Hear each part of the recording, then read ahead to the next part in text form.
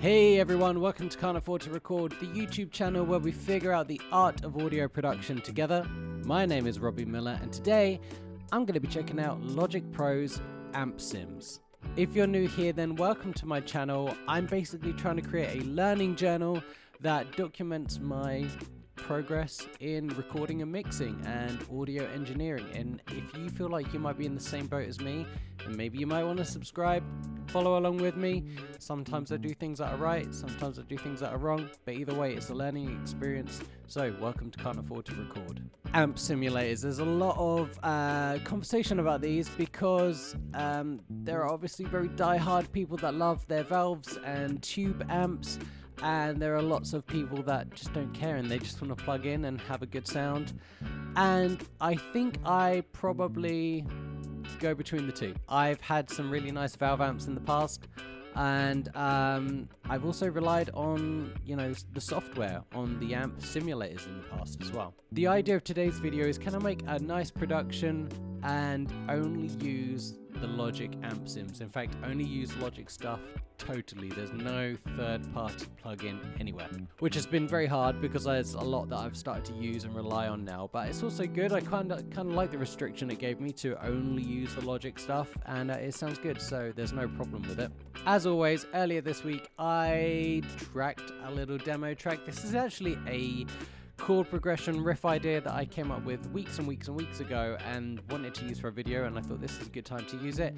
The vibe I had when I first started writing this little track was, I'm kind of lusting, after all of that explanation of do I use valve amps or software or whatnot, I'm kind of lusting after an orange amp right now. I have been for a while. Orange, DM me, I will definitely test one for you. And I kind of wanted to go for this stoner rock kind of vibe, kind of a sluggish sort of sound. It ended up being more of a Black Crowes jam. Stylistically, I guess a little bit like the Black Crowes, which is great because I love the Black Crowes. But I had so much fun putting this track together, and like I said, the restrictions of only using the Logic amps and the Logic software, I think it came out really, really good. It was fun to put this together. So here is the track I did, and then I'm going to take you through the mix, show you what I use, and if you have been on the fence of whether you like how guitar amps sound in Logic or not too sure how to use them or what settings to go for, then perhaps you might find inspiration in what I show you today.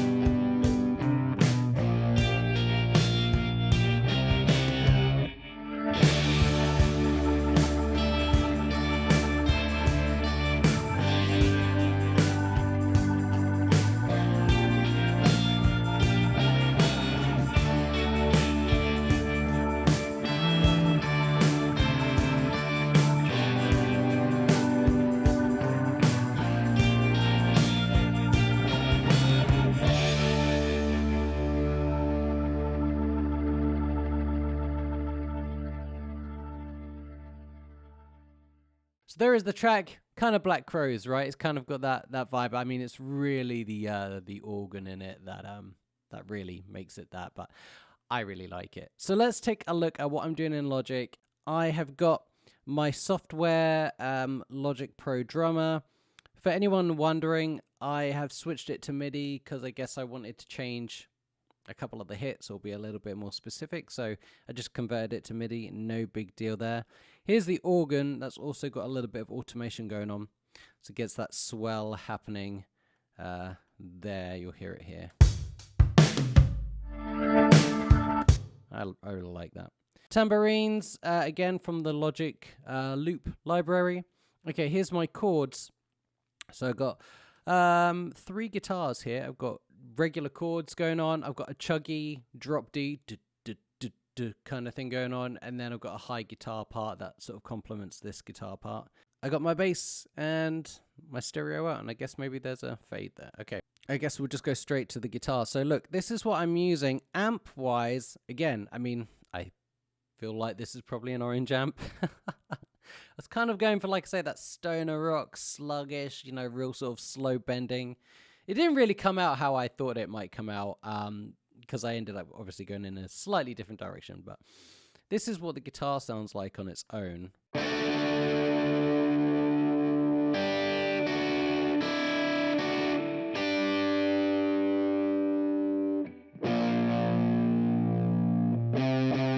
One thing I have noticed about the Logic amps, and maybe I'm missing something here, but really, I don't feel like there's enough gain on this amp. I thought it should have been distorting way more than being at this setting. So I put a pedal board in front of it, and I guess, yeah, look, I used a fuzz face type vibe. This is what it sounds like without the fuzz face on. So I'll just turn this off for a second.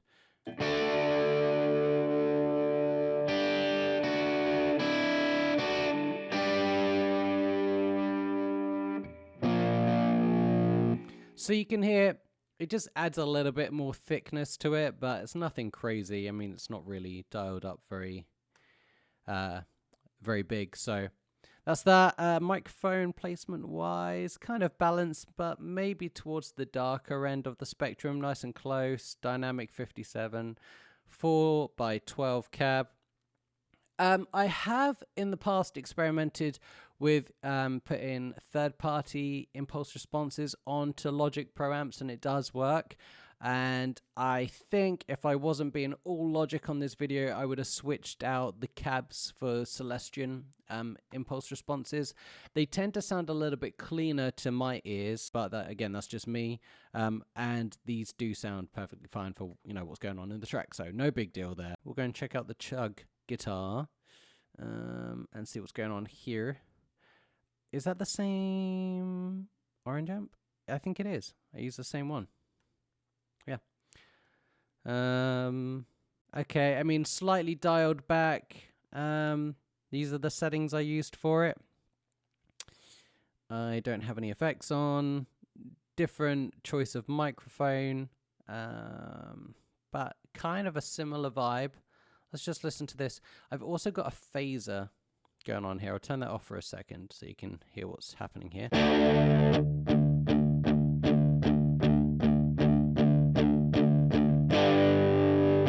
And with the phaser.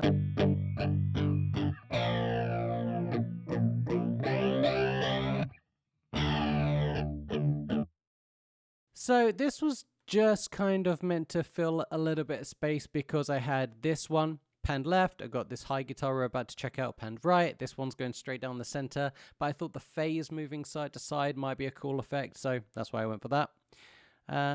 Okay, let's look at the high. I've called it high guitar, and let's see what's going on here. Now, this is using Logic's other version of an orange amp. I don't really know what models these are based on. And again, different kind of mic, obviously trying to recreate a 421 here. Placement wise, quite a bright sound, but pulled back a little bit. 4x12. This is what this sounds like, and I've got a pedal board on here as well. Again, with another fuzz, so I guess I wanted a bit more crunch than I sort of was getting from the amp. Let's listen to what this one sounds like. We'll do it without the pedal for a second. And here's the sweet thing about this one is that I have the trem setting on for this.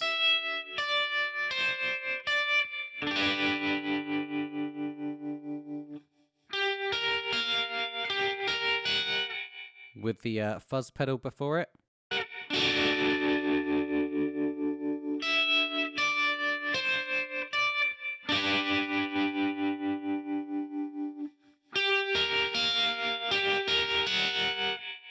Let's have a listen to the three guitars together, just the guitars. Just remember, without any of this, this is what it sounds like.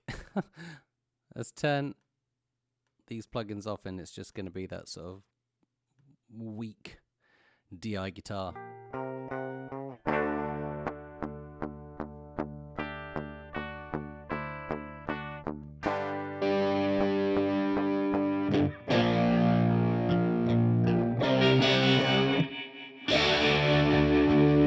Pretty amazing, really.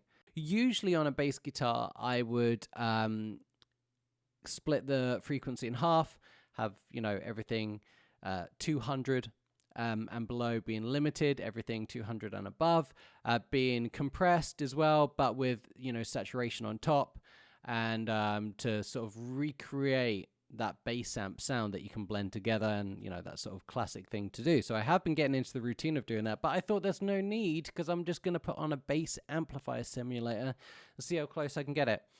So let's see how close I got it, I guess.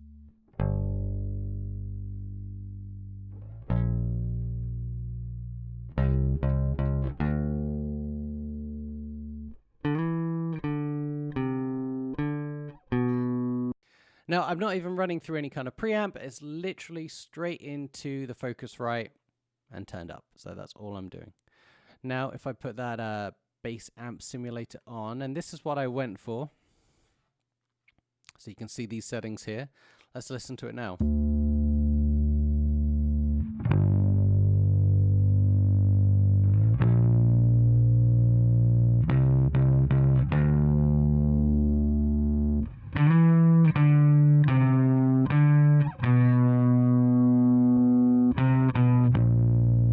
You can hear it super compressed, super limited. I really wanted that distortion again, that sort of sluggish sound. If you're interested, the organ sound that I ended up going for is sort of that B3 vintage hard rock thing. And for this, I literally just did Command K, so I get the pretend keyboard up here, and I play the pretend keyboard on my keyboard. So all the chords and everything is me pressing down these letters and keys, and yeah, literally playing the organ like that. It's really fun to do. I do it all the time. And then I automated the horn in there and how it spins and where it's spinning. So you'll actually see, if I start it from here, you'll see whereabouts I'm started to make it faster. It really is very effective, actually. Let me move it back here.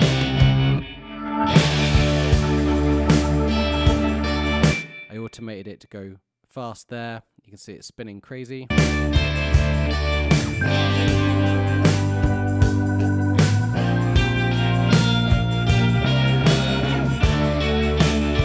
There you have it. That is my video for you today. There is my track, my little production that I put together. I actually really like this. I might try and turn this into a song. I think everything sounds really effective. I mean, this is obviously, you know, a demo song, but I mean, just to get that guitar sound from a DI guitar, that's amazing, I think. I think that's really cool. So tell me, do you use Logic Pro amp simulators or bass amp simulators? Do you use them for demos? Do you use them for just, you know, tracking ideas? Have you ever used them on a released piece of music and fooled everyone else? So let me know what you think. I think they sound great. I don't know why I don't use them more often. Because they're so easy, and especially with just saving settings and saving your own presets. I actually have those orange ones saved now, so I can just get back to them anytime. I really like that. If you liked today's video, you could consider leaving a thumbs up. I'd really appreciate it. And if you like it even more than that, maybe you might want to join me here on Can't Afford to Record, the YouTube channel, and you'll see more of my videos. That'd be pretty cool. Anyways, thanks so much for watching. I'll catch up with you guys again very soon.